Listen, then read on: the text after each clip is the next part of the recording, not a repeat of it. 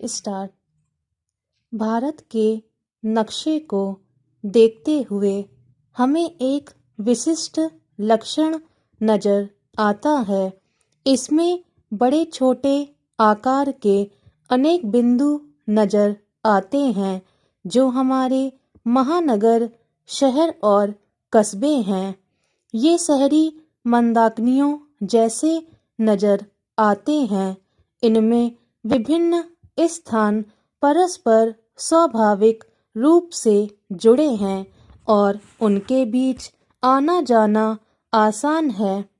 आगे और अध्ययन करने से पता चलता है कि इन नेटवर्कों की अपनी विशिष्ट जीवन शैली और पर्यावास हैं जो स्थानीय संसाधनों, जलवायु तथा जमीन की प्रकृति और उपलब्धता से जुड़े हैं।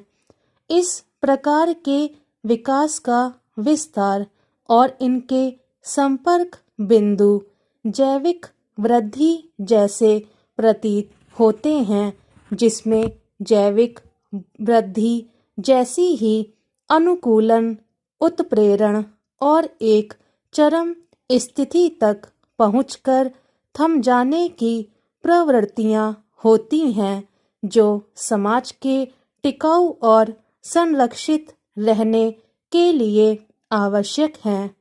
हमें अनेक स्तरों पर पनपते समाजों की जरूरत है, न कि ऐसे अकेले विशाल वट वृक्ष की जो आसपास के छोटे छोटे इलाकों को समेटता हुआ बेतरतीब बढ़ता जाए और इन छोटी इकाइयों की जीवनी शक्ति नष्ट कर दे।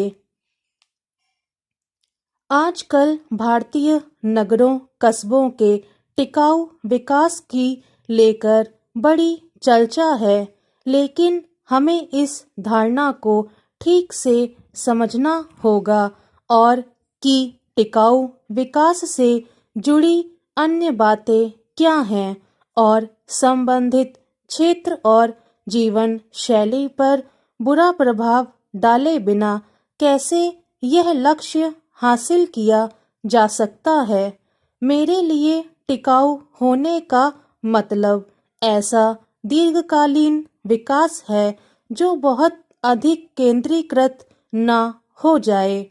हमें जैव जगत की ही तरह ऐसे निर्माण करने चाहिए जिनमें पिछले निर्माणों के स्थान पर एक नई और बेहतर कृति बन सके।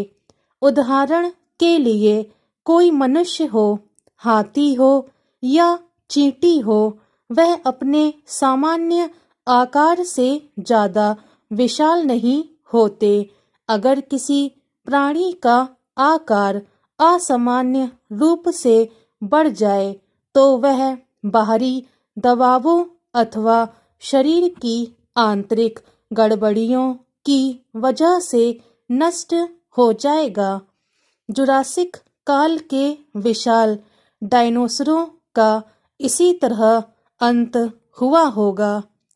हमें अपने विशाल महानगरों के बारे में भी इसी नजरिए से सोचना होगा।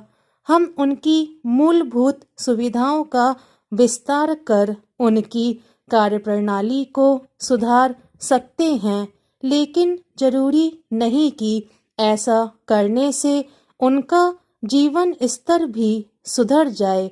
साथ ही किसी एक शहर पर केंद्रित विकास के फोकस की वजह से हम तमाम संस्थानों और रोजगार के अवसरों को उस शहर में ही केंद्रित कर देते हैं, जिसकी वजह से उस क्षेत्र के छोटे कस्बों के लघु शिल्प और उद्यम बर्बाद हो जाते हैं। वहां से पलायन को बढ़ावा मिलता है और बड़े शहरों में भीड़ भाड़ बढ़ जाती है। इस भीड़ भाड़ से जुड़ी प्रबंधन समस्याओं, जटिलताओं और बड़ी जनसंख्या को ठीक से रोजी रोटी और सुविधाएं नहीं दे पाने से बड़े शहर भी बर्बाद होने लगते हैं। शहरों के विस्तार का मतलब है जरूरी कामों और मिलने जुलने के लिए ज़्यादा दूरियां, रोजी रोटी के लिए आने जाने में ज़्यादा समय और ऊर्जा की खपत और ज़्यादा मानसिक तथा दिमागी थकान। आजकल बड़े पैमाने पर बनने वाली ब्रांडेड वस्तुओं को ज़्यादा से ज़्यादा लोगों तक पहुंचाने के लिए बड़े शहरों का विस्तार जरूरी हो गया है।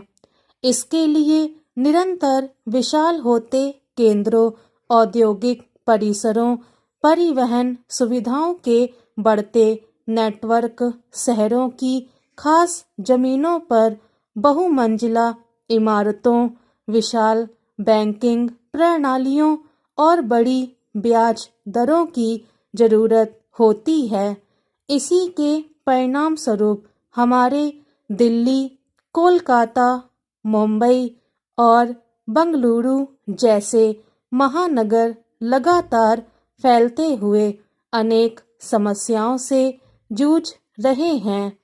इन महानगरों को चलाने के लिए तेल, पानी, जमीन और मानवीय ऊर्जा जैसे निरंतर खपत वाले संसाधनों की बेतहाशा जरूरत पड़ती है।